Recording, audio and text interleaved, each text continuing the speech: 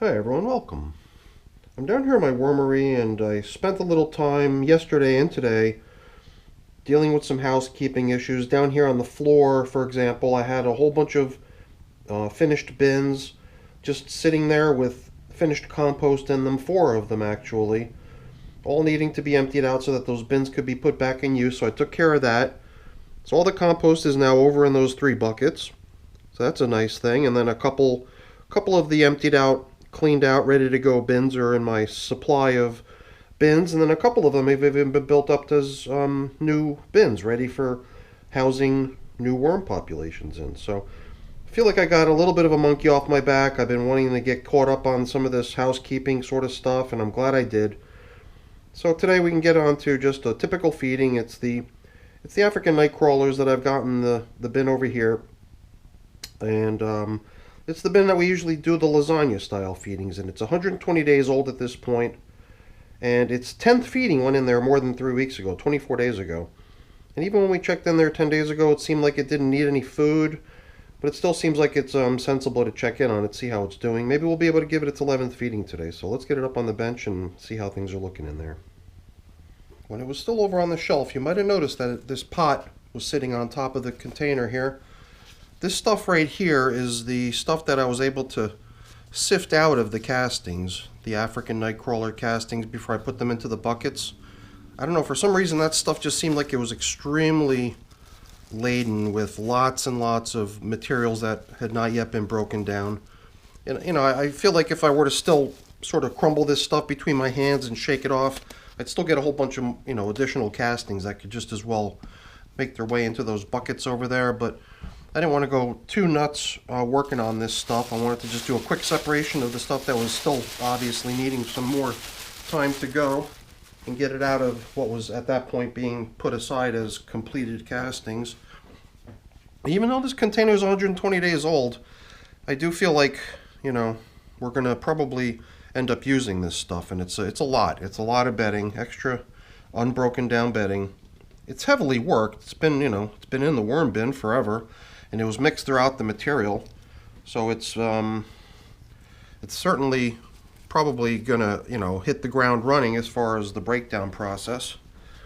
But it is quite a bit, and if you know my patterns, or at least some of my patterns, a system like this that's already exceeded 100 days in age, it's very often that we just don't want to add fresh bedding to systems like this, anticipating that it'll just take a lot of time for that to break down. However, here I think we're just gonna sort of break that, or bend that little rule of thumb.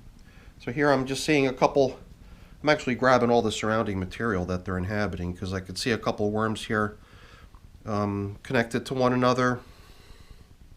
That's the way they look when they're mating. These are the African night crawlers that I received as cocoons way back when from Emily the Crazy Worm Lady. People that are new to the vermicomposting world might have seen a few of her videos.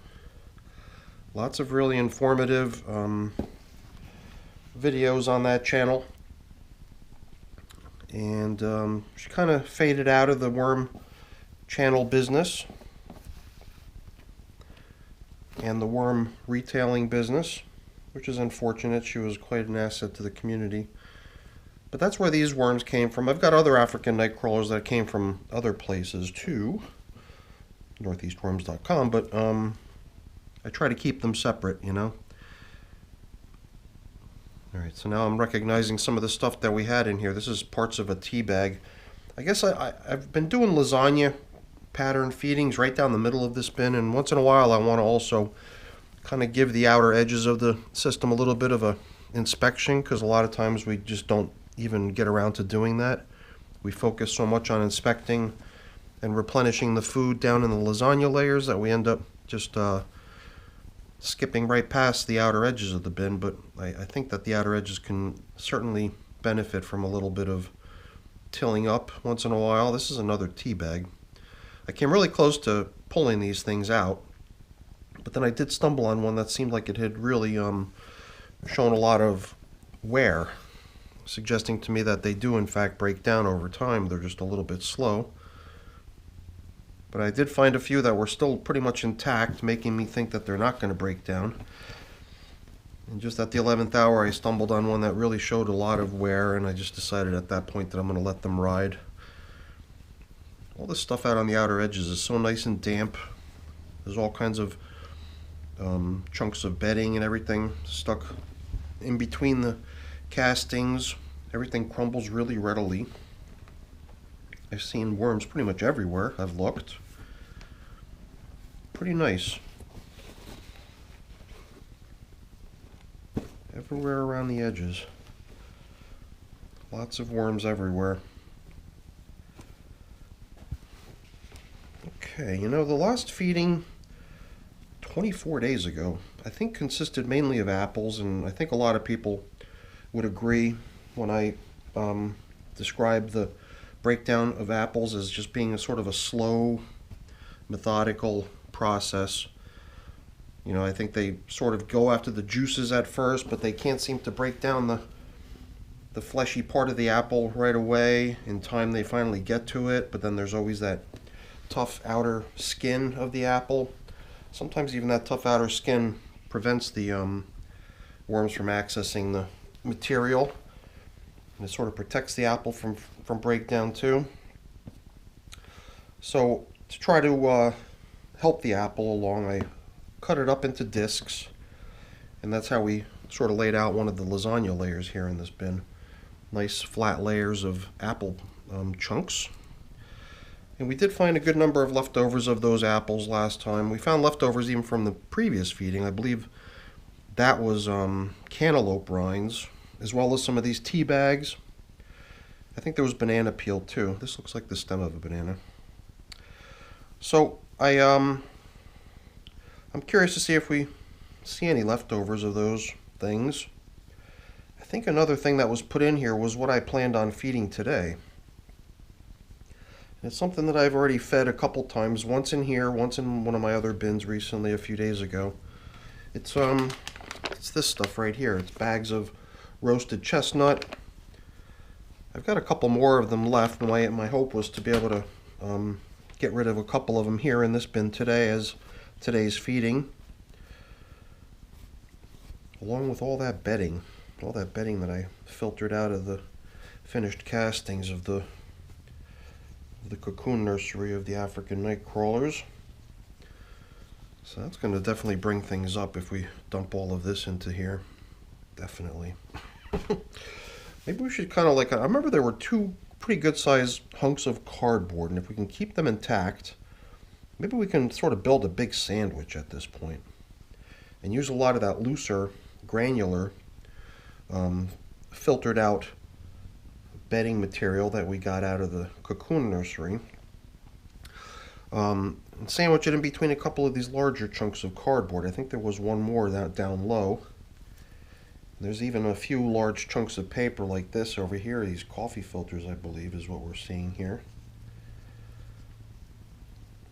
Even a couple weeks ago, we were making a deliberate point of not wanting to add more paper-based bedding type materials to this system. Here's some leftover cantaloupe rinds. This tougher woody part of the stuff definitely takes a little bit longer. All the melon has been stripped clean of it, and that tough stuff will break down too in time. Now I'm definitely finding chunks of apple peel, but look at that, even some leftover apple on it after all this time, more than 3 weeks. But I don't think I see enough of it here to make me feel like I want to call off today's feeding. Even last time, 10 days ago when we came in here and we saw a lot of these chunks of apple, these apple discs, and we laid them out to the best of our ability into sort of a layer of its own. We included some of these banana peels. We found some of these leftover items, but banana peels, apple bits, in my book, all that stuff sort of classifies as a slow composting item, which will be there for you over time, but it's something that the worms can't really dig into that much. And that's why I'm thinking that the chestnut might be a nice thing for them, because I believe that that's one of those things that they can actually nibble into quite quickly.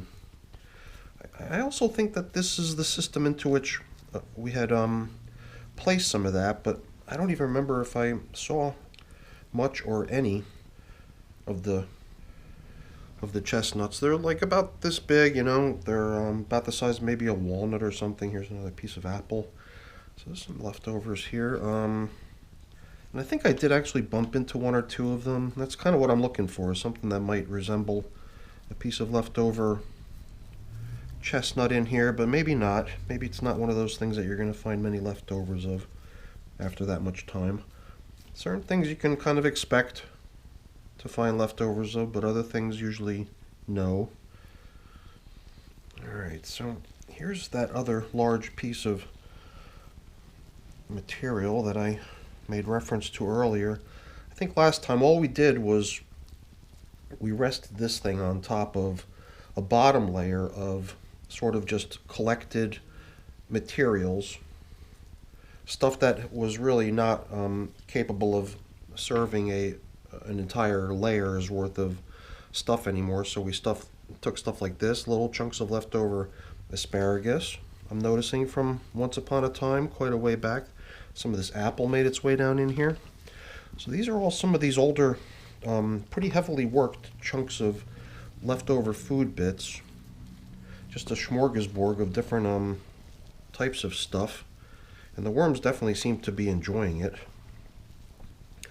You know, I like the idea of having this stuff at the very bottom where all the juices tend to flow down to. It's all stuff that the worms are already quite heavily working down, and stuff that's probably not too far from being completely broken down. I'm wondering if we can sort of maybe even get rid of some of this stuff right down here at the lowest level and blend it in with that stuff.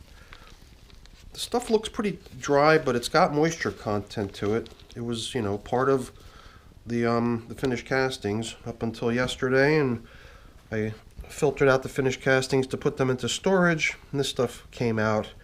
It's dried a little bit since yesterday. It's not as damp as it was yesterday, but it still has a little bit of its own moisture content. This should be interesting. We just kind of injected a whole bunch of granular bedding bits right down into this collection of food and compost and a bunch of worms. I'm still feeling like I've got to somehow excavate a little bit more room into here if we expect to rebuild this lasagna feeding into sort of a stacked orientation one more time. And it's getting trickier, especially since we're not going to be adding full pieces of cardboard like we had in the beginning. Large chunks of stuff like that, I think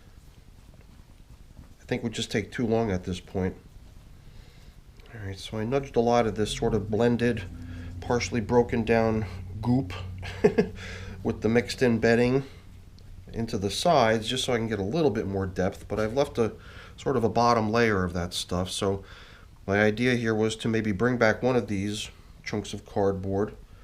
This one was on top, and it seems to be in better shape than the other one. So let's take the more heavily worn one and return it back down low, which is where we pulled it from. It's even got some little pieces of apple and other food bits attached to it. But you can see it's barely holding together anymore. So I thought that, you know, maybe positioning it right down here in between all of the heavily worked, partially eaten food beneath it, with some fresh foods and some of these other leftover bits that we found along the way on top of it, it's going to get a lot of attention. And, you know, stuff like these coffee filters or whatever they are, these larger chunks of paper aren't really able to serve much of a layer purpose anymore as far as lasagna layers go. So I think we're going to just stick to using those the two chunks of cardboard at this point, to be sort of lasagna layers anymore. And, you know, I've got 2 bags of this stuff, so I think that's going to pretty much fill in this entire hole here. Maybe if we were to sprinkle in what remains of this stuff, we could see how much it is. Not too bad. It's pretty nice stuff. It's got a little bit of castings in there, but I did my best to shake it out as best as I could, so that really all that was left was, you know, fragments of leaves, fragments of paper, mostly paper. So let's get the food in here. I never know what to expect. Every time I open up one of these, I hope that it's just going to kind of be like a nice, sweet, chestnutty odor. Keep hoping that one of them isn't going to suddenly be full of really stinky odor. So they smell good, you know, but they got like this weird slime on them. I'm not sure if I would, I don't know. If I was desperate, maybe I'd give it a try. I'm sure there's nothing wrong with them, but still.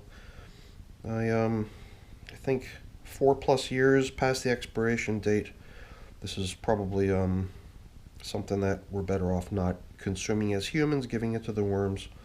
They'll probably appreciate it. So now we got a good number of them, and we know exactly where they are, so next time we come in here we can see how they're coming along. I'm curious to see how the worms take to it. And to restore the final top layer here, we'll just bring back this big piece of cardboard, and then maybe we backfill. I don't know, that was a good amount of fresh bedding to throw in here, and as you can see, everywhere you look around the container, there's bedding everywhere in this stuff. I mean, admittedly, it is pretty rich in castings too, when you look through this stuff. I guess it depends where you look, you know, down the middle, where we've been actively feeding and rebuilding lasagna layers and stuff, you know, we're going to find, you know, scraps of leftover paper bits and stuff that we've been trying to incorporate into feedings. I think the outer edges do kind of show how this bin is coming along quite nicely. When you see how dense, you know, it is as far as castings mixed in with all the other stuff that still needs to be worked down. Yeah, out towards the edges, it definitely looks really nice. So at 120 days old, this was feeding number 11 now. And, you know, it's been a little bit chilly down here in my basement, and it is kind of weird for me to wait 24 days between feedings.